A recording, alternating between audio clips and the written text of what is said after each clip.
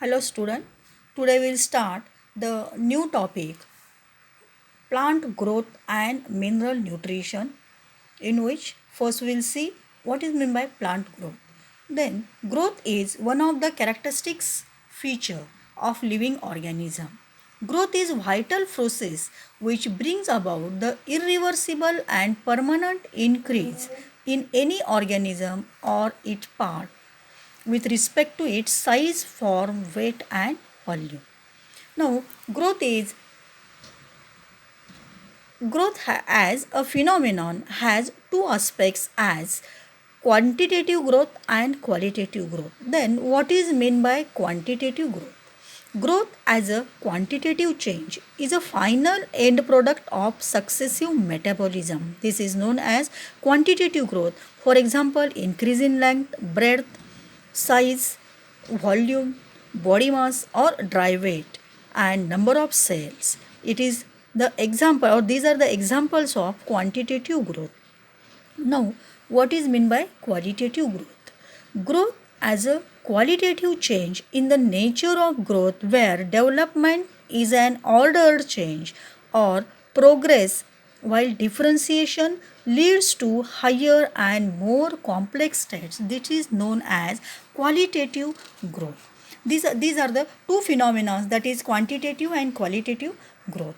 While in multicellular or vascular plants, growth is indeterminate and occurs throughout the life indefinitely. It is restricted to some specific region called as meristem, where new cells are continuously produced. That is, the meristematic cells having capacity to divide and redivide. These are called as meristematic tissues or meristematic cells.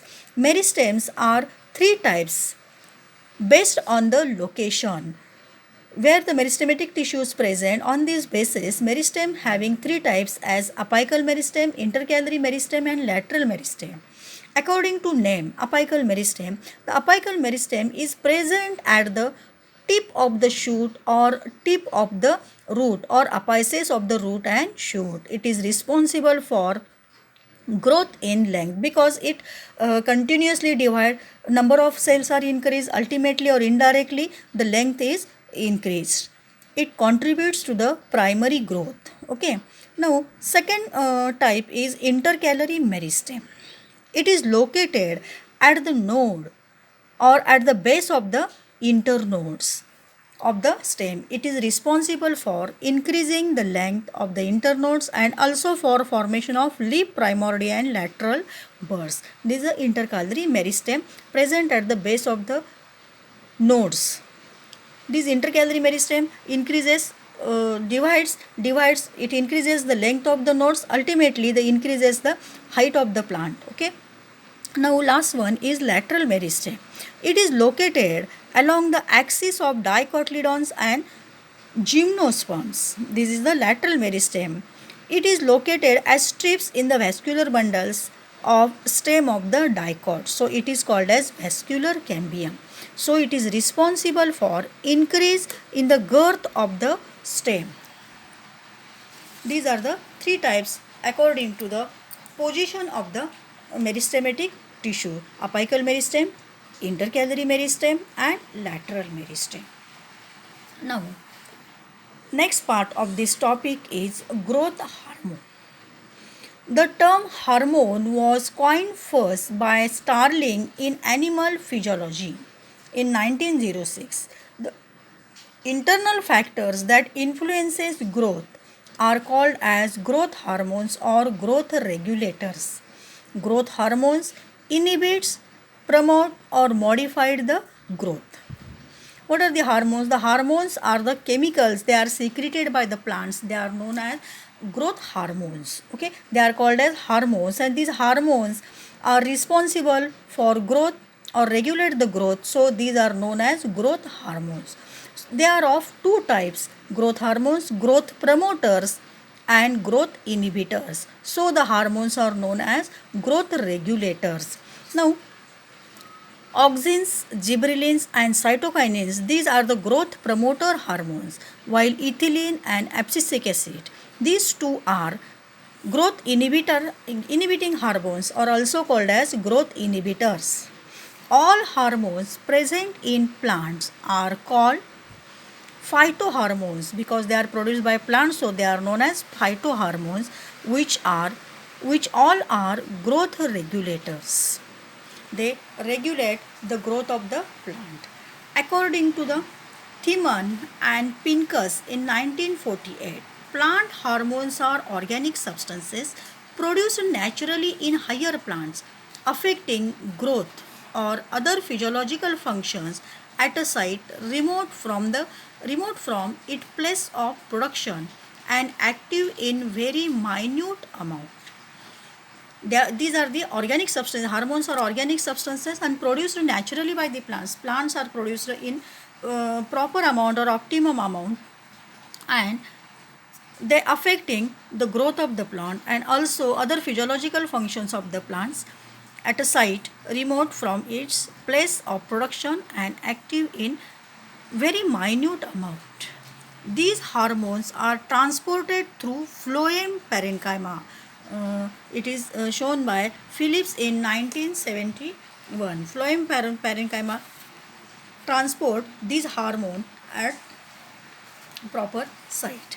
Now we will see auxins one by one. First auxin, hormones one by one. First hormone is auxin. Auxin was isolated from urine of person suffering from pellagra, that is Cogle and H. Smith 1931. The isolation of first auxin by F. W. Wand in 1931 from the coleoptile tips of oat seedlings.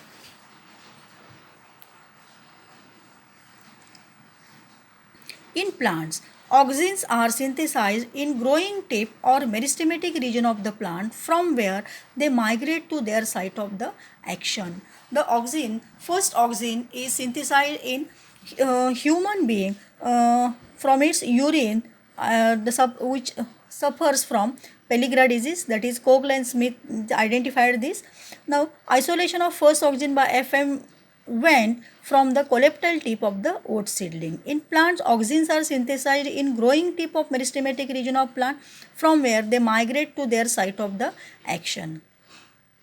Indole 3 acetic acid, that is IAA, is most common and important natural auxin, while tryptophan is the primary precursor of IAA in plants, which is first hormone to be discovered in plant and is responsible for cell elongation. Indole butyric acid IBA, naphthalene acetic acid NAA, and 2,4-D dichlorophenoxyacetic acid etc. are used. These all are auxins, or auxins are the group of hormones. They are responsible for growth hormone or growth promotion of the plants. Now, what is the physiological effect of auxins and application of auxins? The first effect is, the primary effect is cell enlargement. Auxin shows apical dominance. What is by apical dominance? It's secreted at the shoot. So, shoot is increased, or length of the shoot is increased indefinitely. In most of higher plants, growing apical bud inhibits the growth of lateral buds. This is called as apical dominance. Auxins stimulate growth of the stem and root. Auxins induces multiplication of cell, hence used in callus formation in tissue culture technique. What is the tissue culture technique? From single tissue of the plant, we can produce thousands of plants. In this technique, auxins are utilized. It stimulates the formation of lateral and adventitious root. Lateral and adventitious root stimulate the auxins. Auxins are marketed as synthetic herbicides. For example, 2,4-D, that is 2,4-D dichlorophenoxyacetic acid. It kills dicot weeds without affecting monocot crop plants. It is most important use in farming or in agriculture. The seedless fruits like orange, lemon, grapes, banana, etc. are produced by application of auxins, that is induced parthenocarpy. What is my parthenocarpy? Parthenocarpy means formation of fruit without sexual fertilization. They are known as parthenocarpy. Auxins promote cell division in cambium and also causes early differentiation of xylem and phloem. It promotes root elongation in low concentration and shooting at higher concentration.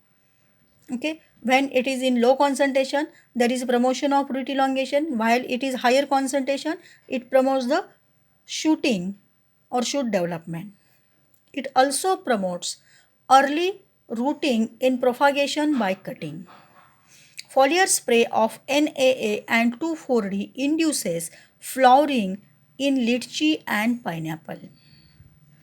It prevents premature fruit drop in apple, pear and oranges. It prevents formation of abscission layer. Auxins play important role in elongation of cell. Auxins break dormancy in seed and promote the quick germination. These all are the physiological effect and applications of auxin which are widely used in agriculture or in cash crops. Okay, now next hormone is gibberellin. It is also growth promoting hormone. It is growth promoting hormone present abundantly in root tip and developing seeds. It shows non-polar transport through vascular tissue. Gibberellins were first isolated from the fungus Gibberella fujicorea by Japanese scientist Kaurasiwa 1926 from the rice plant. Rice plant was infected by fungus Gibberella fujicorea. It shows extensive stem elongation called Beckena disease. The crystalline form of gibberellins were isolated by Yabuta and Sumuki in 1938 from the fungus culture named it as a gibberellin. It is synthesized in young leaves, seeds, roots and stem tips. These are synthesized from mevalonic acid. GA3 is most common and biological active form. Chemically, it contains a gibbon ring, a cyclic diterpene with 4 isopan units. Now, what are the physiological effect and application of gibberellins? We will see gibberellin treatment can be break bud dormancy. Dormancy in bud can be break by the application of this hormone. It can promote seed germination in cereals like barley and wheat by synthesizing hydrolyzing enzyme amylase to produce sugar. Okay, it promotes elongation of stem where internodes increases in length. It also promotes bolting, that is elongation of internodes. Just prior to flowering in plants, those with rosette habit. Example, beet, cabbage. It causes parthenocarpy in tomato, apple and pear and flowering in long day plants. It is used to increase the fruit size and bunch length of the grapes. The gibberellins are applied on genetically dwarfed plants like maize. The stem rapidly elongates and acquire the height of normal tall varieties of the maize. It also changes the genetic modification of the plant. Application of gibberellins overcome the requirement of vernalization. It inhibits the growth of root, delays senescence, and prevent abscission. It also breaks seed dormancy and hasten germination. Application of gibberellin causes production of male flower on female plant. So these are the physiological effect and application of gibberellins. We will see today two growth hormones, growth promoting hormones, that is auxins and gibberellins. Remaining part we will see next lecture.